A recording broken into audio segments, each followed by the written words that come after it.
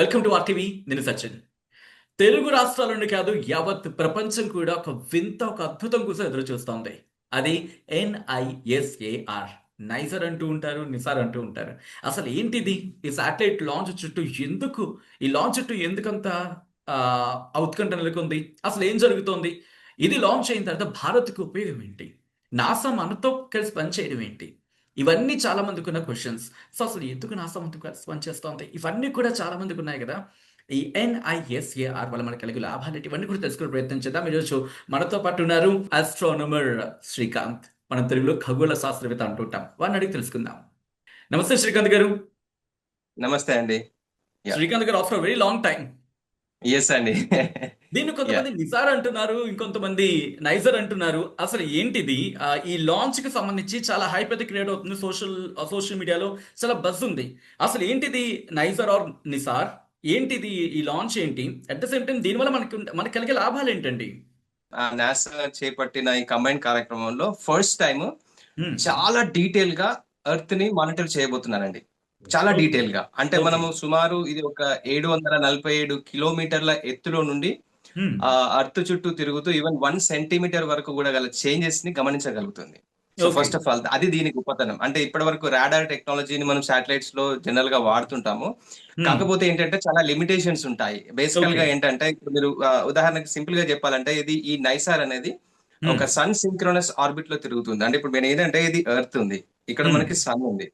So మీరు బేసికల్ గా ఇలా ఒక శాటిలైట్ ని ప్రవేశపెట్టారనుకోండి దీని చుట్టూ తిరుగుతూ దాని చుట్టూ ఎర్త్ కూడా రొటేట్ అవుతూ ఉంటుంది ఓకే. బేసికల్ గా. అంటే ఇది ఓకే. ఇలా తిరిగి వచ్చి ఈ శాటిలైట్ ఇలా వచ్చేసరికి మళ్ళీ సేమ్ పొజిషన్ కి అనేది రాదనమాట శాటిలైట్. సో హుహు. మీరు ఒక ప్లేస్ ని కంటిన్యూస్ గా మానిటర్ చేయాలంటే జనరల్ గా ఆ ఎర్త్ రొటేషన్ వల్ల వీలవ్వదు. సో హ్మ్. ఇది సన్ సింక్రనట్ ఆర్బిట్ అంటే ఏంటంటే ఇలా తిరుగుతూ ఎప్పుడు సన్ కి ఒకటే యాంగిల్లో మనకు సుమారు ఇప్పుడు సపోజ్ మనకు హైదరాబాద్ తీసుకుంటే కనుక 1 గంటకు మధ్యాహ్నం మళ్ళీ అదే ప్లేస్ లోకి వచ్చేలాగా డిజైన్ చేశారు దాన్ని. సో హ్మ్. అంటే ఎలా అంటే అలా ఎందుకు డిఫరెన్స్ చేయడం అంటే జనరల్ గా చూసుకుంటే కనుక మీరు ఒక శాటిలైట్ ఇలా తిరుగుతూ ఉన్నప్పుడు ఏంటంటే అర్త్ అనేది ఒక పర్ఫెక్ట్ గా యూనిఫామ్ బాల్ లాగా ఉండదండి కంప్లీట్ గా. ఓకే.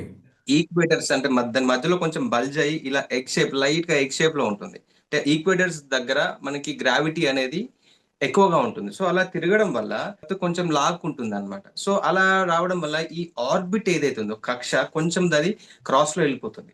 ఓకే. రైట్. ఒక కొంచెం చేంజ్ అవుతుంది అనమాట. హైదరాబాద్ కాకుండా ఇంకొక 200 కిలోమీటర్ రేడియస్ లో ఆ ప్లేస్ లో ఉంటుంది. సో హ్మ్. దీన్ని ఎలా కవర్ చేయాలి అంటే వాళ్ళు ఏం చేశారంటే ఇప్పుడు ఎర్త్ మనకు ఇలా తిరుగుతూ ఉంటుంది, శాటిలైట్ ఇలా తిరుగుతూ ఉంటుంది. So okay. ఎర్త్ మనం సన్ చుట్టూ కూడా తిరుగుతూ ఉంటుంది హ్మ్. బేసికలీ. హ్మ్. సో డైలీ ఆ 1 డిగ్రీ చేంజ్ ని వాళ్ళు ఏం చేశారంటే అంటే ఇది ఈ ఆర్బిట్ అనేది ఎర్త్ గ్రావిటేషన్ అంటే గురుత్వాకర్షణ శక్తి ఉండడం వల్ల ఆర్బిట్ చేంజ్ అవుతుంది కొంచెం. హ్మ్. ఎట్ ద సేమ్ టైం మనకు సన్ చుట్టూ కూడా కొంచెం తిరుగుతూ ఉంటుంది. So okay. దానివల్ల ఈ రెండు డిస్ప్లేస్మెంట్ వాళ్ళు ఏం చేశారంటే మీరు కొంచెం లాగండి నేను కొంచెం లాగుతాను అన్నట్టు హ్మ్. మళ్ళీ అదే ప్లేస్ లో దాన్ని అడ్జస్ట్ చేసి పెట్టారనమాట. అది ఓకే. వండర్ఫుల్ ఆర్బిట్ యాక్చువల్ గా దాన్ని సన్ సింక్రోనస్ ఆర్బిట్ అంటారు. సో హ్మ్. దాని వల్ల ఏమవుతుందంటే ఎవ్రీ ఇట్లా వెళ్తున్నప్పుడు ఇలా రొటేట్ అవుతుండడం వల్ల మనం అన్ని ప్లేసెస్ ని ఎవ్రీ 12 days కు ఈ శాటిలైట్ అనేది రాడార్ అనేది చాలా ఓకే. డీటెయిల్ గా మ్యాప్ చేస్తూ ఉంటుంది. సో దీనిలో ఏంటంటే హ్మ్. వాళ్ళు అంటే ఉదాహరణకి ఇప్పుడు అలా చేయాలంటే కూడా మీరు ఒక పర్టికులర్ ఆల్టిట్యూడ్ లో పెట్టాలి. ఎలా ఓకే. అంటే ఇప్పుడు మీరు అవును. ఉదాహరణకి ఇలా ఫాస్ట్ మూవింగ్ ఆబ్జెక్ట్ దగ్గరలో ఉన్నారనుకోండి ఫాస్ట్ గా వెళ్ళిపోతుంది. మీరు అబ్జర్వ్ చేశారనుకోండి కార్లు చాలా స్లోగా వెళ్తాయి. అంటే ఎర్త్ ఎట్లా మనకు ప్రిసెస్ అది రొటేట్ అవుతుందో సన్ చుట్టూ గానీ దీని చుట్టూ హ్మ్. ఎలా రొటేట్ అవుతుందో హ్మ్. ఆ కరెక్ట్ మూమెంట్ ని చూసుకొని శాటిలైట్ ని అంత ఎత్తులో పెట్టాలన్నమాట. ఆ మూమెంట్ మ్యాచ్ అయ్యేలాగా. ఓకే. అదనమాట. So yes. ఆ మూవ్‌మెంట్ మ్యాచ్ అయ్యేది అంత ప్రిసైజ్‌గా ఆర్బిటల్ మెకానిక్స్ డిజైన్ చేసి ఫస్ట్ ఆఫ్ ఆల్ వాళ్ళు లాంచ్ చేసి పెడుతున్నారు. సో హ్మ్. దీనివల్ల ఏంటంటే మనకు రాడార్స్ కూడా చాలా అవసరం ఉంటాయి. రాడార్ అంటే సింపుల్‌గా ఏం లేదండి. అంటే మనం ఇక్కడ నుంచి ఒక సిగ్నల్ ఆ శాటిలైట్ మనకు నుంచి ఒక సిగ్నల్ భూమి పైకి పడుతుంది. ఏ హ్మ్. ప్లేసెస్‌నైతే మానిటర్ అది ఫారెస్ట్ కావచ్చు, ఒక అడవి కావచ్చు, ఒక చెట్టు కావచ్చు, ఒక ఐస్ కావచ్చు, ఒక ఫ్లడ్ వచ్చే ఏరియాలో కావచ్చు, ఒక హ్మ్. టెక్టానిక్ ప్లేట్ కావచ్చు. చాలా డీటెయిల్‌గా చేయాలంటే ఏంటంటే మీరు ఒక సిగ్నల్ పంపించి మళ్ళీ అది సిగ్నల్ రాడార్ అంటే రేడియేషన్ డిటెక్షన్ అన్నమాట. అంటే రేడియేషన్ వెళ్తే మళ్ళీ ఆ సిగ్నల్ వెనక్కి వచ్చి ఆ సిగ్నల్ ఎలా ఉందనేది మనం చూస్తాం అన్నమాట. సో హ్మ్. కాకపోతే ఏంటంటే సిగ్నల్ ఇప్పుడు మీరు వాటర్ లో వేసినప్పుడు రిఫ్లెక్షన్ అంటే రిఫ్లెక్ట్ అయ్యేది ఒకేలాగా ఉంటుంది. ఐస్ పైన ఒకలాగా ఉంటుంది, చెట్ల హ్మ్. పైన ఒకలాగా ఉంటుంది. సో ఈ హ్మ్. వేరియేషన్ వాళ్ళు క్యాలిక్యులేట్ చేసి ఒక ఇమేజ్ తీస్తారనమాట, యూజ్ చేసి, ఆ ఓకే. ఫ్రీక్వెన్సీని, వేవ్ లెంత్ ని యూజ్ చేసి. ఆ హ్మ్. ఇమేజింగ్ వల్ల మనకి అంటే దానికోసం వాళ్ళు ఒక సుమారు ఒక బ్యాడ్మింటన్ కోర్ట్ అంత, ఒక షటిల్ కోర్ట్ అంతా ఉండే ఒక మనకు రాడార్, ఒక మెష్ ని పంపిస్తున్నారు, గోల్డ్ ప్లేట్ తో ఉన్న ఒక రాడార్ ని పంపిస్తున్నారు. అక్కడికి వెళ్ళి అది ఎట్లా వెళ్తుందంటే, ఇప్పుడు సింపుల్ గా మనం పేపర్ ఫోల్డ్ చేసి ఆరిగామి అంటారు కదా, హ్మ్. అలా హ్మ్. ఫోల్డ్ చేసి పైకి వెళ్ళిన తర్వాత ఇలా తెరుచుకుంటుంది అనమాట. ఇలా వావ్! తెరుచుకొని, సో అది ఒక సుమారు ఒక 12 బ్యాడ్మింటన్ కోర్ట్ అంత ఉంటుంది. సో హ్మ్. అది ఇంకా ఎర్త్ ని మనకు పైన ఫ్యాన్ 247 కిలోమీటర్ల ఎర్త్ లో ఎర్త్ తిరుగుతా ఉంటే ఫ్యాన్ లాగా తిరుగుతూ మనం ఎర్త్ ని మొత్తం స్కాన్ చేస్తుంది అనమాట, సిగ్నల్ తీసుకుని. ఎంత డేటా అంటే మీరు జనరల్ గా ఎంత డేటా పంపిస్తుందంటే, హ్మ్. ఎవ్రీ డే, ప్రతిరోజు హ్మ్. మనకు 85 టెరాబైట్స్, 85 టెరాబైట్స్, ఓహ్! మన ఫోన్లు మనకు 1000 గిగాబైట్స్ అంటే జీబీ అంటే 1 టెరాబైట్ ఎవ్రీ డే పంపిస్తూ ఉంటుంది. సో అది ఓపెన్ గా వెబ్సైట్ లో పెడతారు, హ్మ్. సైంటిస్టులు దాన్ని స్టడీ చేస్తారు. అంటే దీనివల్ల ఉపయోగం ఏంటంటే, ఉదాహరణకి ఇప్పుడు మనకు చాలా ఉపయోగాలు ఉన్నాయి. ఉదాహరణకి మనకు ఒక ఎర్త్ క్వేక్ వస్తుంది అనుకోండి. ఇప్పుడు హ్మ్. మనకు ప్లేట్ టెక్టోనిక్ అని చాలా మందికి తెలిసే ఉంటుంది. ఎర్త్ పైన, మన భూమి పైన లోపల ఒక లిక్విడ్ లాగా ఉంటుంది. దానిపైన ఈ ప్లేట్స్ ఉంటాయి, ఒక 7 ప్లేట్స్ ఉంటాయి. అవి ఇట్లా నీటి పైన మనకు పేపర్ ముక్కల్లాగా ఇలా స్లోగా వెళ్ళి ఇలా మనకు ఒకదానికొకటి టచ్ అయినప్పుడు ఆ ప్లేసెస్ లో ఒకదానికోటి ఇట్లా ఇలా ఢీకొట్టి ఒకసారి ఇట్లా కొంచెం సడన్ గా మూవ్ అవ్వడం వల్ల మనకు హ్మ్. ఎర్త్ క్వేక్ అనేది వస్తుంది, ఆ ప్లేట్స్. సో హ్మ్. ఎవ్రీ సెంటీమీటర్ ఎలా చేంజ్ అవుతుంది ప్లేట్ టెక్టానిక్స్. అంటే ఒక విధంగా చెప్పాలంటే భూ ప్రకంపనలు కావచ్చు, భూకంపాలను కావచ్చు ముందుగా గుర్తించే అవకాశం ఉంటుంది. ఫ్లడ్స్‌ని గుర్తించే అవకాశం ఉంటుంది. వైల్డ్ ఫైర్స్‌ని గుర్తించే ఎస్. అవకాశం ఉంటుంది. వోల్కనోస్‌ని గుర్తించే ఎస్. అవకాశం ఉంటుంది. అలాగే మంచు పర్వతాలు కరిగితే గనుక వాటిని కూడా గుర్తించే అవకాశం ఉంటుంది. యా. సో మెయిన్ గా ఏంటంటే మనకి ఇండియాకి కూడా ఇది అగ్రికల్చర్ లో చాలా ఉపయోగపడుతుందండి. ఉదాహరణకు హ్మ్. మీరు ఒక సపోజ్ ఇప్పుడు ఇది వర్షాకాలం వచ్చింది, దీన్ని ఖరీఫ్ సీజన్ అంటారు అనుకుంటా. సో వాళ్ళు ఏం చేస్తారంటే, రైతులు ఫస్ట్ దున్నుతారు, దున్నిన తర్వాత దాన్ని సో చేసి దాన్ని వెయిట్ చేస్తారనమాట వర్షం హ్మ్. కోసం హ్మ్. ప్లాన్ చేయడానికి. సో ఇప్పుడు మనకి ఎట్లాంటి పంటలు పండించాలి అనేది, ఎందుకంటే వరికి చాలా అవసరం ఉంటుంది, చాలా వాటర్ అవసరం ఉంటుంది, ఎప్పుడు వస్తుంది, సాయిల్ ఆ మట్టిలో తేమ శాతం ఎంత ఉంది అనే దాన్ని బట్టి మీరు డెసిషన్ తీసుకోవాల్సి ఉంటుంది. సో ఇదేంటంటే, అది కూడా ఏంటంటే డీప్ గా ప్లాంట్ లోకి కూడా చొచ్చుకొని వెళ్ళి దాని హ్మ్. పర్సంటేజ్ ఎలా చేంజ్ అవుతుంది, ఓవరాల్ గా మీరు పై నుంచి శాటిలైట్ స్పేస్ లో నుంచి చూస్తే కనుక ఒక పంట అనేది హ్మ్. దానిలో సాయిల్ వాటర్ పర్సంటేజ్ ఎంత ఉంది, గ్రౌండ్ లో ఎంత పర్సంటేజ్ ఉంది, ఇలా డిసీజ్ ఏదైనా పెస్ట్ వచ్చి దాన్ని కంటిన్యూస్ చేస్తే ప్లాంట్ స్ట్రెస్ అవుతుంది, అంటే ప్లాంట్స్ కూడా, ఓకే. క్రాప్స్ కూడా స్ట్రెస్ అవుతాయి. అంటే ఏంటంటే వాళ్ళు వాటికి పెస్ట్ అటాక్ చేసినప్పుడు కానీ, ఓకే మీరు ఫ్లడ్ మన మీకు మాయిశ్చర్ లెవెల్స్ చాలా తక్కువైపోతున్నాయి, మీ క్రాప్ ఎండిపోయే అవకాశం ఉంటుంది, మీరు ఈ పర్టికులర్ దాటి తీసుకోండి అనే మనకు ఇన్పుట్ అగ్రికల్చర్ కి. ఓకే. దానివల్ల చాలా ఉపయోగం ఉందండి, అది ఆల్రెడీ చేస్తున్నారు. కానీ ఇదేంటంటే చాలా హై పవర్ఫుల్ రాడార్ అన్నమాట. హ్మ్. చెప్పాను కదా, ఈవెన్ సెంటీమీటర్ ఆఫ్ చేంజెస్ భూమిలో కూడా మనం దాన్ని వెళ్ళి చూడగలుగుతాం. Centimetre of change, centimetre landslide కూడా ఎలా చేంజ్ అవుతుంది అనేది చూడగలుగుతాం అనమాట. ఇది అదండి. అంటే ఎన్నేళ్ళు మనకి వర్క్ ఆన్ అంటే ఎన్నేళ్ళు పనిచేస్తుందండి ఇది? ఇది ఇది ఇది అంటే అంటే శాటిలైట్స్ జనరల్ గా అవి చాలా ఏళ్ళు తిరుగుతానే ఉంటాయండి. ఒకసారి ఆ! ఆర్బిట్ లో పెట్టిన తర్వాత వాటి కంటిన్యూస్ గా, కాకపోతే ఏంటంటే అట్మాస్ఫియర్ లో మనకు వాతావరణంలో ఉన్న కొంచెం వాటర్ మాలిక్యూల్స్ కావచ్చు, దీని వాటర్ ది రెసిస్టెన్స్ ఏంటంటే డ్రాగ్ ఉంటుంది అనమాట. అంటే వాటికి ఇప్పుడు మీరు వాటిలోని ఈ డ్రాగ్ వల్ల సపోజ్ ఇలా తిరుగుతూ ఉంటుంది అనుకోండి, హ్మ్. తిరుగుతున్నప్పుడు ఏంటంటే మీరు వాతావరణంలో ఉన్న రెసిస్టెన్స్ దాని వల్ల శాటిలైట్ స్లో స్లో అయిపోయి కొంచెం కిందికి పడతా ఉంటుంది అనమాట. హ్మ్. జనరల్ గా ఏ శాటిలైట్ అయినా కానీ ఇది అవుతూ ఉంటుంది. Orbit okay. అనేది స్లోగా కిందికి పడిపోతూ ఉంటుంది. సో దానివల్ల హ్మ్. ఏం చేస్తుంది, అలా చిన్న చిన్న రాకెట్స్, ప్రొపల్షన్స్, దానిలో ప్రొపెల్లర్స్ ఉంటాయి. దాంతో వాళ్ళు ఏం చేస్తారంటే రాకెట్ నుంచి మళ్ళీ కొంచెం పైకి, దీని ఏంటంటే స్టేషన్ కీపింగ్ మనూవర్స్ అంటారు అనమాట. ఆ శాటిలైట్ కీపింగ్ మనూవర్స్ ని హ్మ్. ఎప్పుడప్పుడు చేంజ్ చేస్తూ ఉంటారు. సో ఇది నాకు తెలిసి దానిలో ఉన్న ఇంధనం ఉన్నంత వరకు, ప్లస్ లేకున్నా కానీ మనకి సోలార్ నుంచి కూడా ఎనర్జీ వస్తుంది. సుమారు ఒక 50-100 ఏళ్ళు ఈజీగా మనకి ఎర్త్ ని చాలా డీటెయిల్ గా ఫస్ట్ టైం హ్మ్. ఇప్పటి వరకు ఉన్న మిషన్స్ లో అన్నిట్లో చాలా డీటెయిల్ గా ఎవ్రీ 12 డేస్ కి ఎర్త్ మొత్తం మ్యాప్ చేస్తుందండి, ఎవ్రీ 12 డేస్ కి. మీరంటూ యా. ఉంటే నాకు ఒక మాట గుర్తొస్తోంది. కొద్ది రోజుల క్రితం ఒక అంతర్జాతీయ ఒక న్యూస్ అవుట్‌లెట్ ఒక కార్టూన్ ఇచ్చింది. ఎలైట్ సొసైటీ అంటూ వాళ్ళని చూపించి, మననేమో బయటకు చూపించి, ఒక ఆవుని బయట పెట్టుకొని నుంచున్న కల్చర్‌ని చూపించింది. ఆఫ్‌కోర్స్ ఐ థింక్ ఈరోజు పశ్చిమ దేశాలన్నీ కూడా ఆలోచించుకోవాల్సిన పరిస్థితి కనిపిస్తుంది. What you say about this అండి? ఎస్ అండి, యాక్చువల్ గా అంటే ఇండియా, మన ప్రపంచ దేశాలు ఇండియాని చాలా తక్కువ అంచనా వేశాయి. చాలా. సో అంటే నాకంటూ ఉంటే నాకు ఐ మీన్ ఎక్కడో యా కొంచెం బ్రిటిష్ ఎమోషనల్. బ్రిటిష్ కాలనైజేషన్ తర్వాత కానీ ఏంటంటే మనం ఆర్యభట్ట పంపించినప్పుడు, లేదంటే రీసెంట్ గా మీరు అన్నది కూడా ఏంటంటే ఎలీట్ స్పేస్ క్లబ్ లో ఇండియా అంటే ఇప్పటి వరకు కూడా సౌత్ పోల్ లో మంగళయాన్ ల్యాండ్ సందర్భంలో అయిన, అన్నారు వాళ్ళు. యా సౌత్ పోల్ లో ల్యాండ్ అయిన ఏకైక అంటే రేసిజం. బేసికల్ గా అవును. ఏంటంటే ఇది ప్రపంచంలో జనరల్ గా ఈ రేసిజం కానీ కులాలు కానీ డిఫరెన్సెస్ జనరల్ గానే ఉంటాయి. హ్మ్. హ్మ్. కాకపోతే ఏంటంటే దాని నుంచి మనం ఎలా బయటకు వచ్చి ఇవాళ ప్రపంచ దేశాలకు ధీటుగా మనం ఎలా ఆన్సర్ చెప్తున్నాం అనేది ఒక మనుగడ సమస్య. అది అవును. లేదంటే అంటే ఇది జపాన్ వద్దరికి ఈ నైసార్ చేద్దామని వాళ్ళు వెళ్ళినప్పుడు వాళ్ళ ఓన్ చాలా ప్రాజెక్ట్స్ ఉండడం వల్ల చేయలేకపోయారు. దాని తర్వాత వాళ్ళు ఏం చేశారు, ఇండియా అప్పుడే మనకి ఇండియా మిషన్స్ చూసిన తర్వాత చంద్రయాన్ 1, 2లో ఆ రాడార్ టెక్నాలజీస్ యూజ్ చేశారనమాట.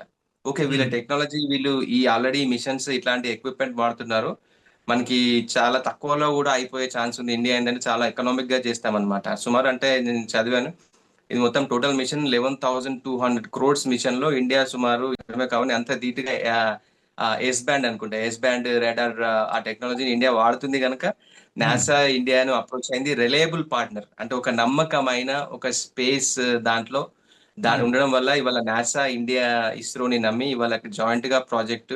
అదొక చాలా పెద్ద ల్యాండ్ మార్క్ అండి స్పేస్ హిస్టరీలోనే. చాలా హ్మ్. పెద్ద ల్యాండ్ మార్క్, ఎందుకంటే ఇట్లాంటి మిషన్స్ కి యూజువల్ గా మీరు రిలయబుల్ కాకపోతే చేయలేరు. ఎందుకంటే 747 కిలోమీటర్ల ఎత్తులో పెట్టాలంటే ఒక ఆర్బిట్ ఇంక్లినేషన్ కూడా ఏంటంటే, ఇప్పుడు మీరు హ్మ్. ఎర్త్ ఇలా తిరుగుతూ ఉంటుంది, సన్ ఇక్కడ ఉంటుంది అనమాట. అంటే నేను చెప్పాను ఎర్త్ ఇలా అవును. తిరగడం వల్ల సన్ చుట్టూ కూడా తిరుగుతూ ఉంటుంది.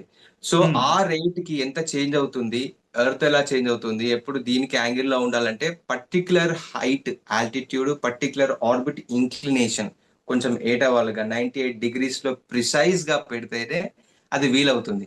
అంటే అది ఓన్లీ మీరు శాస్త్రవేత్తలను అంటే ఇండియా వల్ల నాసా ఇండియాని నమ్మింది అంటే మన ఆర్బిటల్ మెకానిక్స్ కానీ అంత ప్రిసైజ్ గా మనం స్పేస్ లో పెట్టగలుగుతున్నామంటే అది మన సైంటిస్టులకు హ్యాట్స్ ఆఫ్ అండి, ఇస్రో సైంటిస్టులకు.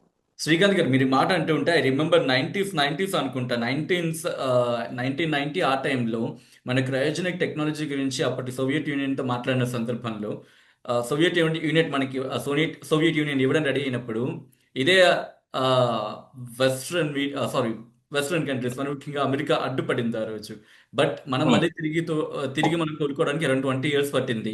సో ఇప్పుడు మనంతరం మనం మంగళయాన్ కావచ్చు, చంద్రయాన్ కావచ్చు, రేపు ఉదయం చెప్పబోతున్న ఇంకొన్ని ప్రాజెక్ట్స్ కావచ్చు, ఎందుకు ప్రపంచ దేశాలు భారత్ని నమ్ముతున్నాయంటే కనుక ఏమంటారు? యా అదే చెప్పాను కదండి, అంటే మన ఫస్ట్ హ్మ్. హ్మ్. Fourth country to go to the moon. Moon పైన వెళ్ళిన ఫస్ట్ ఫోర్త్ కంట్రీ మనది, 4వ దేశము. అవును. సౌత్ పోల్ లో ల్యాండ్ అయిన ఫస్ట్ దేశం మనదండి, అంతే. చంద్రుని పైన, ఇస్రో. అవును. ఎందుకు కష్టము అంటే ఇప్పుడు మేము చెప్పినట్టు ఏంటంటే ఆ చంద్రుని పైకి ఫస్ట్ థింగ్ అట్మాస్ఫియర్, వాతావరణం అనేది ఉండదు. ఇప్పుడు హ్మ్. అర్త్ పైన మనకి ఏంటంటే ఇప్పుడు మన రీసెంట్ గా అయిన ఫ్లైట్ యాక్సిడెంట్ కావచ్చు ఏది కావచ్చు, ఏంటంటే మన అర్త్ పైన మనకు ఈ వాతావరణం అనేది ఉంటుంది. అంటే మీరు ఒక హ్మ్. ఎయిర్ క్రాఫ్ట్, ఒక కార్ లో కనుక మీరు డ్రైవ్ చేస్తూ చేతు బయటకు పెడితే మీరు ఎయిర్ బ్యాక్ పుష్ చేస్తూ ఉంటుంది. అవును. అవును. అదే మీరు ఒక 100 కిలోమీటర్స్, ఒక 500 కిలోమీటర్స్ పైన బయట చేతి పెడితే చేతి వెనకాలకి వెళ్ళిపోతుంది, హ్మ్. జనరల్ గా హ్మ్. హ్మ్. విరిగిపోతుంది, అవును. ఎప్పుడు అవును. పడిపోతుంది. ఎయిర్ క్రాఫ్ట్ ఆ స్పీడ్ ని అచీవ్ చేసినప్పుడు ఏంటంటే వాళ్ళు ఆ లిఫ్ట్ ని, ఆ ఫ్లాప్స్ ఉంటాయి కదా, అవును. ఇలా ఇలా పెట్టినప్పుడు ఏంటంటే ఎయిర్ పుష్ చేయడం వల్ల ఎంటైర్ ఎయిర్ క్రాఫ్ట్ అనేది లేస్తుంటుంది. హ్మ్. రైట్. కాకపోతే మూన్ పైన మనకు అట్లా చేయడానికి వీలు ఉండదు. స్పేస్ క్రాఫ్ట్ ల్యాండ్ అయ్యేటప్పుడు ఆ వాతావరణం అనేది ఉండదు. అంటే ఏదైనా అవును. గానీ కొన్ని వందల కిలోమీటర్ల ఎత్తులో నుంచి కింద వెంటనే పడిపోతుంది. There is nothing to stop. ఎక్కడ మీరు ఏది ఆపలేదు, అక్కడ అవును. పడిపోతారు. సో అవును. అక్కడ ఏం చేయాలి, రాకెట్స్ బర్న్ చేయాలన్నమాట. రాకెట్స్ యూజ్ చేస్తే ఇలా పడిపోతున్న స్పేస్ క్రాఫ్ట్ కింద రాకెట్ బర్న్ చేస్తే అవును. ఆపోజిట్ లో ఫోర్స్ క్రియేట్ అయ్యి ఆ ఫాల్ అనేది స్లో అయిపోతుంది అనమాట. స్లో అయిపోయి అది ప్రిసైజ్ గా దానిపైన చాలా బండరాలు, గురుకరాలు అట్లా ఉంటాయి. హ్మ్. హ్మ్. చాలా పెద్ద క్రేటర్స్ ఉంటాయి, మౌంటైన్స్ ఉంటాయి. సో వాటిపైన పడకుండా మీరు ప్రిసైజ్ గా ల్యాండ్ చేయాలంటే ఇక్కడ నుంచి ఆపరేట్ చేయడానికి ఉండదు. హ్మ్. దానంతట అదే స్కాన్ చేసుకోవాలి రాడార్. టెరెన్ రిలేటివ్ నావిగేషన్ అంటారు, దానికి రిలేటివ్ అదే నావిగేషన్ చేసుకోవాలి, అదే ప్లేస్కి వెళ్ళాలి, అదే ల్యాండ్ అవ్వాలి. హ్మ్. చెప్పండి ఎంత కష్టమో ఇక్కడ నుంచి మనం ఇది చేయాలంటే మూన్ పైన. నాకు ఎట్లాంటి టెక్నాలజీస్. మీరు అందరిది కరెక్టే. అంత అంత కష్టమైన టెక్నాలజీ. బట్ నాకు ఇంక క్వశ్చన్ రైజ్ అవుతుంటుంది. అఫ్కోర్స్ చాలా మందికి నాసా ఎవరిని అంత వేగంగా నమ్మదు. అందులోని ఇస్రోని నమ్మాలంటే చాలా కష్టమైన సిచ్యువేషన్ ఒకనొక టైంలో. అలాంటిది నాసా ఇస్రోని ఈరోజు నమ్మడానికి ఇస్రో ఒకానొక రోజు నాసాని మించే అవకాశం ఉందా? అఫ్కోర్స్ ఇది ఎగ్జాగరేషన్ అవ్వచ్చేమో. ఆహ్, ఏమంటారు దీనికి? యా ఇస్రో నాసాని మించుతుందా అనేది ఫస్ట్ క్వశ్చన్ ఏంటంటే, గత 70 ఏళ్ళుగా మనం ఏంటంటే, ఒక హ్మ్. 50 ఏళ్ళుగా ఇస్రో మన ఇండియా అనేది మెయిన్ గా మన డొమెస్టిక్ నీడ్స్ కి, అంటే క్రాప్స్ ఇంతకుముందు చెప్పాను, అగ్రికల్చర్ అవును. కి శాటిలైట్స్, రిమోట్ సెన్సింగ్ చాలా వరకు వాడింది. హ్మ్. స్పేస్ ఎక్స్ప్లోరేషన్ అనేది తక్కువగా ఉంది, మన ఓన్ అవసరాల కోసం చాలా ఎక్కువగా వాడింది. హ్మ్. బేసికల్ హ్మ్. ఇప్పుడు ఇవాళ మీకు రిమోట్ ఏరియాలో, ఒక ఏజెన్సీ ప్రాంతాల్లో కూడా మీరు ఎక్కడ కూడా నెట్వర్క్ లేని దగ్గర నుంచి శాటిలైట్ ద్వారా మెడిసిన్ మనము అడ్వైజర్స్, ఇవన్నీ చాలా చాలా మందికి తెలియదు ఇవన్నీ. అంటే రిమోట్ మెడిసిన్ అంటారు, శాటిలైట్ మెడిసిన్. అక్కడ నుంచి కూడా మనం ఇవాళ రిమోట్ ఒక డెలివరీస్ కూడా చేయగలిగే అవకాశం వచ్చింది. ఒక ఒక గిరిజన మహిళకు శాటిలైట్స్ ద్వారా డాక్టర్స్ వాళ్ళ శాటిలైట్ కమ్యూనికేషన్ ద్వారా డెలివరీ చేయగలిగే వాళ్ళ అవసరం వచ్చింది. ఎట్లాంటి మెడిసిన్ వాళ్ళు తీసుకోవాలి దానిపైన కన్సల్టేషన్ అన్నమాట. అంత డెవలప్ అయింది. సో హ్మ్. ఇవాళ మనకు ప్రపంచ దేశాలు నాసా ఎందుకు నమ్మింది అనేది కనుక చూస్తే గనుక, మన ఇప్పటి వరకు అదే మనము దేశీయ అవసరాల కోసం వాడాము. కానీ ఒకసారి నాసా కూడా చాలా వరకు చాలా స్పెండ్ చేసింది. ఇది చాలా గుడ్ బడ్జెట్ అండి. హ్మ్. ఒకటి హ్మ్. సింపుల్ గా చెప్పాలంటే, ఆ బడ్జెట్ ఎంత పెడుతున్నాము మనం, నాసా బడ్జెట్ లో మనం సుమారు ఒక 5% కూడా ఉండకపోవచ్చు. అవును. దానిలోనే ఇంత అమేజింగ్ అడ్వెంచర్స్ చేశాము బేసికల్ హ్మ్. గా. హ్మ్. సో హ్మ్. దీని తర్వాత ఏంటంటే, ఇప్పుడు ఇంటర్నేషనల్ స్పేస్ స్టేషన్ లో రీసెర్చ్ ప్రయోగాలు చేస్తున్నారు. ఇదంతా ఏంటంటే నాసా గత ఒక 50 ఏళ్ళుగా చేస్తూ వచ్చింది. కానీ దానికి చాలా ఖర్చు అయిపోయింది. వాళ్ళ కంట్రీ డెవలప్డ్ కంట్రీ కనుక చాలా పెట్టగలిగారు. కానీ హ్మ్. వాళ్ళు రియలైజ్ ఏంటంటే, యాక్చువల్ గా మనం రెగ్యులర్ గా చేసే కార్యక్రమాలను ప్రైవేటైజ్ చేస్తే, స్పేస్ ఎక్స్ లాంటి కంపెనీస్ వచ్చాయి. ఓకే. మూన్ పైకి వెళ్ళాలి, మార్స్ పైకి వెళ్ళాలి, అక్కడ చేయాలి. సో ఇండియా మనకు ఇప్పుడు అంటే బడ్జెట్ ఇస్తే మనల్ని అంతకన్నా ఎక్కువ చేసి చూపిస్తారు. బేసికల్ గా ఏంటంటే, మీరు మార్షియన్ అంగారక గ్రహం పైకి వెళ్ళిన ఈ మంగళయాన్ మిషన్ ఉంది. అవును. మీరు అవును. అన్నారు మంగళయాన్ మిషన్, యాక్చువల్ గా అది 470 కోట్ల ఖర్చు అయింది. కానీ హ్మ్. యాక్చువల్ గా ఒక మార్షియన్ మూవీ తీయడానికి సుమారు 800 కోట్లేమో ఖర్చు అయింది, అవును. హాలీవుడ్ ఆ వాళ్ళు. మధ్య బాగా దీని దాన్ని అవును. దాన్ని కంపేర్ చేయలేము, ఎందుకంటే మీరు దానిలో చాలా టెక్నికల్ డీటెయిల్స్ ఖర్చు అంటే కంపేర్ చేయలేము. కాకపోతే జనరల్ గా అంటారు, జనరల్ గా కంపేర్ చేశారు. అంటే హ్మ్. 470 crores లో మనం అక్కడ వరకు వెళ్ళినామంటే, అంటే మన మన సత్తా ఏంటి, మనం విత్ ఇన్ లిమిటెడ్ రిసోర్స్ లో చాలా అద్భుతాలు సృష్టించగలుగుతాం వల్ల వాళ్ళకు హ్మ్. కూడా డబ్బులు సేవ్ అవుతాయి కదండి. ఇప్పుడు మీరు అవును. ఇప్పుడు హైదరాబాద్ సపోజ్ మీరు ఢిల్లీకి వెళ్ళాలంటే, మీరు ఒక ఎయిర్ క్రాఫ్ట్ లో కానీ ఎయిర్‌ప్లేన్ లో కానీ ఎక్కిరారనుకోండి. హ్మ్. ఇప్పుడు జనరల్ గా రెగ్యులర్ గా వెళ్తున్నారు, ఒక 20,000 ఖర్చు అవుతుందంటే, వేరే ఒక సర్వీస్ వచ్చి మేము సార్ మేము రిలయబుల్ గా ఇస్తాము, మీకు 5,000 వెళ్ళిస్తాము అంటే ఆబ్వియస్ గా వెళ్తారు. అంటే అవును. అప్పుడు మీ డబ్బులు వేరే దగ్గర ఖర్చు పెట్టుకుంటారు. ఏదో మంచి ఎడ్యుకేషన్ కోసమో, లేదంటే మంచి లైఫ్ స్టైల్ కోసమో ఖర్చు పెట్టుకుంటారు. ఇది ట్రూ. చాలా బట్ ఖర్చు అంటే, మనం ప్రతి ఒక్క రూపాయికి గవర్నమెంట్ రెస్పాన్సిబుల్ ప్రజలకు ఉంటుంది కదా. హ్మ్. హ్మ్. సో అట్లాంటి సిస్టమ్ ని ఇవాళ ఇండియా క్రియేట్ చేయగలిగింది అనమాట బేసికల్ ఓకే. గా. రైట్. యా. బిఫోర్ కంక్లూడింగ్, ఎందుకంటే మీతో మాట్లాడుతుంటే ఇంకా మాట్లాడాలి, కంటిన్యూ అవుతూ ఉంటుంది. ఎందుకంటే టాపిక్ కూడా అలాంటిది. So after Nisar, what world will witness from India అంటే ఏం చెప్తారండి? సో ఇది ఆమ్, అంటే మనము నెక్స్ట్ మిషన్స్ గగన్యాన్ ఉందండి.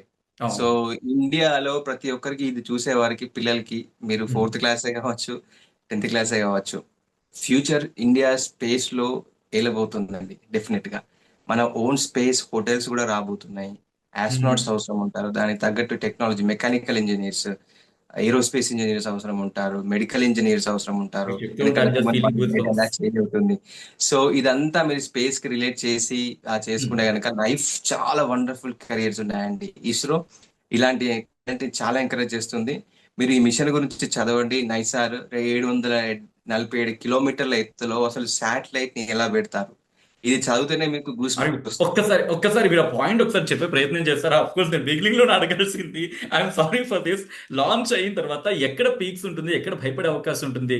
Sorry, if you don't mind, ఒక్కొక్క 5 నిమిషాలు అంతే. డెఫినెట్ గా అండి. Yeah please. సో మీరు అంటే దీనికోసం ఆర్బిట్ అనేది యాక్చువల్ గా సింపుల్ గా, ఆ కక్ష అంటే ఏంటి అసలు, అంటే అవును. ఒక స్పేస్ క్రాఫ్ట్ నుంచి ఒక శాటిలైట్ భూమి చుట్టూ ఎలా తిరుగుతుంది అసలు పడిపోకుండా. హ్మ్. హ్మ్. సింపుల్ గా చెప్పాలంటే, మీరు ఒక ఒక బండరాయిని తీసుకొని, ఇది ఇది దీనికి వెనకాల ఉన్న గ్రేట్ సైంటిస్ట్, ఫస్ట్ థాట్ వచ్చింది ఐజాక్ న్యూటన్. చాలా హ్మ్. గొప్ప సైంటిస్ట్ అండి.